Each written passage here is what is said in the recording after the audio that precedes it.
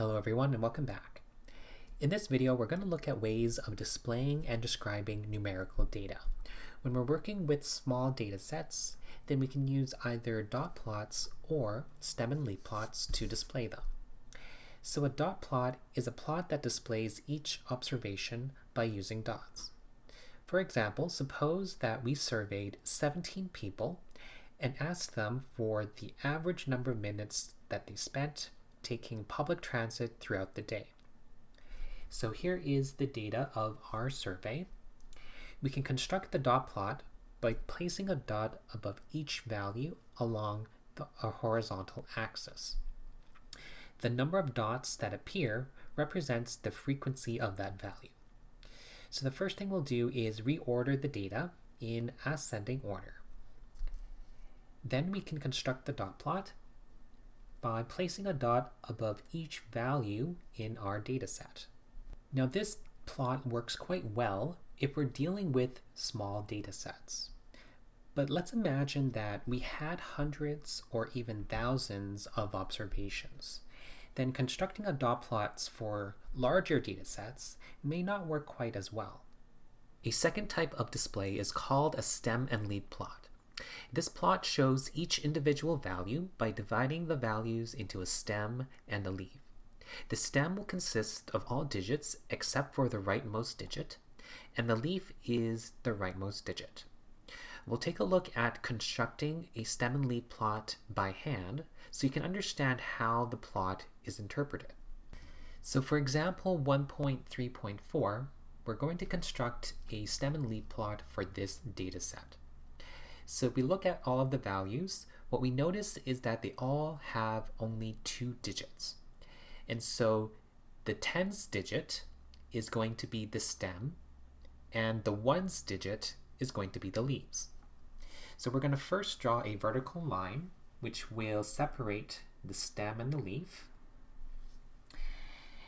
And the left side is going to be the stem values, and the right-hand side is going to be the leaf values. So let's first look at the value of 40. And so we're going to divide this into a stem and the leaf. So 4 is going to be our stem, and 0 is going to be our leaf. So on the left-hand side, we will write the stem value, which is 4. And on the right-hand side, we will write the leaf, which is 0. And so we interpret this stem and leaf plot at the moment. What we observe is that there is a value of 40 within our data set. Now we're going to write the next stem value after 4, which is 5. And if we look at our data set, notice that there are no values that are in the 50 range.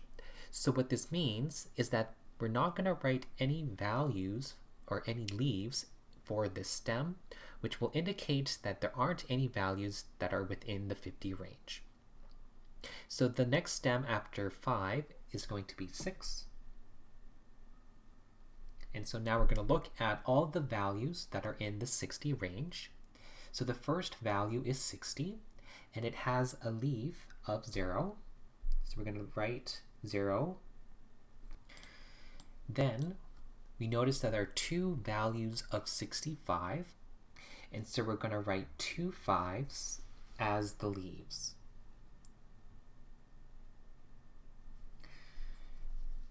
We also see 2 occurrences of 68, which means we're going to write 2 8s for the leaves.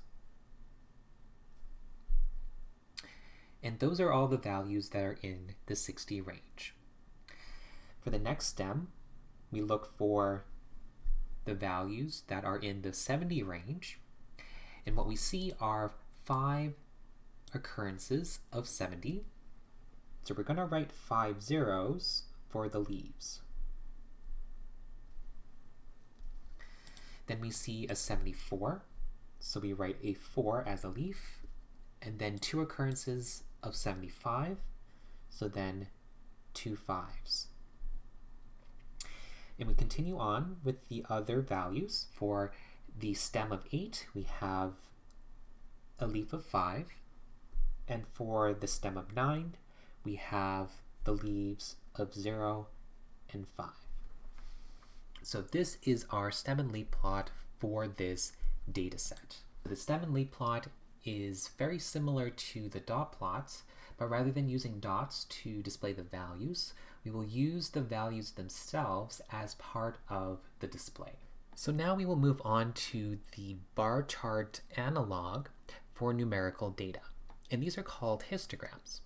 We will divide the number line into equal intervals, which are called the bins or classes, and then we draw bars where the height of each bar is the number of cases that fall within each bin. Now, as a standard rule, if a value falls on the endpoints of a bin, then it is placed in the next higher bin, and this is called left inclusion. Now, if you recall from mathematical set notation, what we're essentially creating are intervals which are of the form a comma b, and these intervals are values that include the left endpoint but exclude the right endpoint. Okay, so these intervals are called the bins, or sometimes referred to as the classes. So here I've written some guidelines on constructing a histogram by hand, and we're going to go through an example of drawing a histogram, as it will give us some insight on how to read and interpret these plots. So the first step is to decide on the number and the width of each bin. If we're working with small data sets, then 6 to 10 bins is a good guideline. And if we're working with larger data sets, then use 10 to 25 bins. The next step is to create a frequency table of each bin by counting the number of data which fall within each bin. Then after constructing our table, we can draw the histogram by marking each boundary of the bins on the horizontal axis and the frequency on the vertical axis. Then we can draw bars on each bin where each height will correspond to each frequency. So let's construct a histogram for the data set in example 1.3.2 by using bins of width 10. So the data set ranges from 40 to 95, and so the first bin is going to start at 40, and the width of each bin is 10. So for the first bin, it's going to be from 40 to 50. The second bin is from 50 to 60. The third bin is from 60 to 70, so on and so forth, until we cover the range of our data. So now we're going to count the number of occurrences that each of these values fall within the bin. So for our first bin, there is one value that falls within the 40 and 50 range, and so this bin will have a frequency of 1. Now in the next bin, there are no values that fall within the 50 and 60 range. Now notice that there is a value of 60 in our data set, but our standard rule says that if a data value falls on the endpoint of a bin, then it is placed in the next higher bin. So this will have a frequency of 0. So in the third bin, we're looking for values within the 60 and 70 range. And notice that there are 5 values within this bin. So we'll have a frequency of 5. And again, we see that there are values of 70 within our data set, but because it's on the endpoint of this bin, it will be placed in the next higher bin. Now for the bin of 70 and 80, what we see is that there are 8 values which fall within this bin. There is one value that falls within 80 and 90, and then there are 2 values which fall between 90 and 100. And there are a total of 17 data points. So we can also calculate the relative frequency as well. So we take each of these frequencies and divide it by the total. So 1 over 17 will give us approximately 0.059. 0 out of 17 will give us 0. 5 out of 17 will give us 0.294. 8 out of 17 will give us 0.47. 1 out of 17 is 0.059. And 2 out of 17 gives us 0.118. And 17 out of 17 gives us 1. And so we can construct our histogram by using this frequency table. And we can either use the frequency or relative frequency for the vertical axis. So now let's draw the histogram. So we have a horizontal and vertical axis. Along the horizontal axis, we're going to mark each boundary of the bins. So our bin starts at 40, and they have a width of 10. And so we're going to label 40, 50, 60, 70, 80, 90, and 100. And along the vertical axis, we're going to label the frequencies.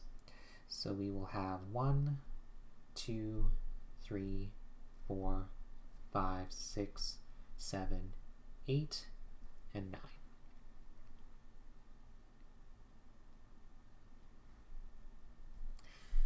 So now we will draw the bars above each bin, which will correspond to the frequency. So for the bin of 40 to 50, we have a frequency of 1. So its height is going to be 1. There are no frequencies in the 50 and 60 bin.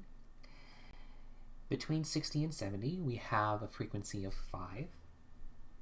So its height will be 5. Oops. And then between 70 and 80, we have a frequency of 8.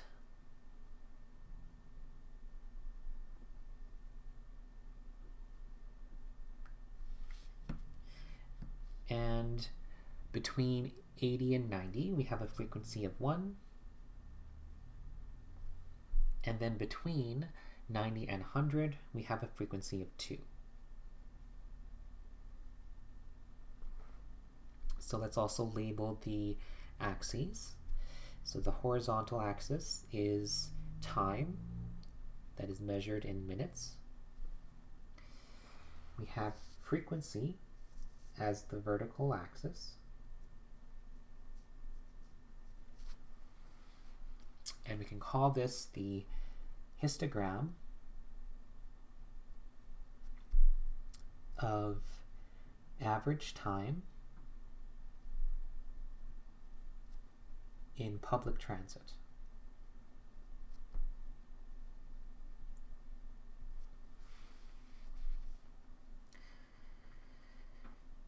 So notice that there are no gaps between each adjacent bar unless there are no values that fall within this range. And this is different than bar charts where we had gaps between each different category. But for numerical data, there are no gaps unless there are no values that fall within the bin.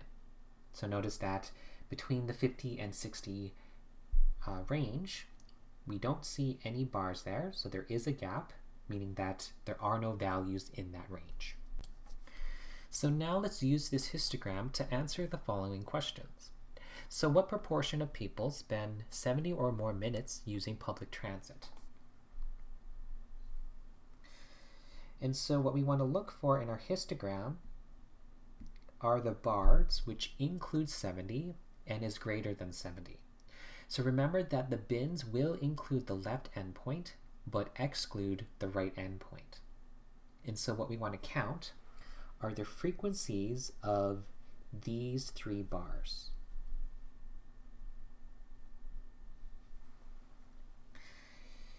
And so we have a frequency of 8 and 1 and 2 for each of these bars, which gives us a total of 11 people.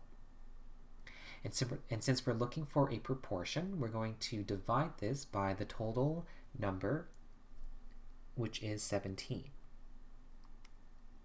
And so the proportion is going to be 11 out of 17, which as a decimal is 0.65. So the proportion of people that spend 70 or more minutes using public transit is 0.65.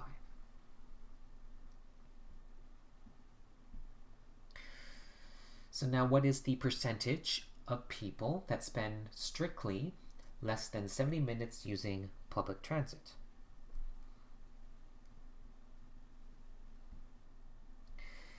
And so now this time, what we want to look for are values that are strictly less than 70. So not including 70, but less. And so these correspond to these bars, which are in green. And so we count the frequencies for these two bars. So we have 1 plus 5, which gives us a total of 6.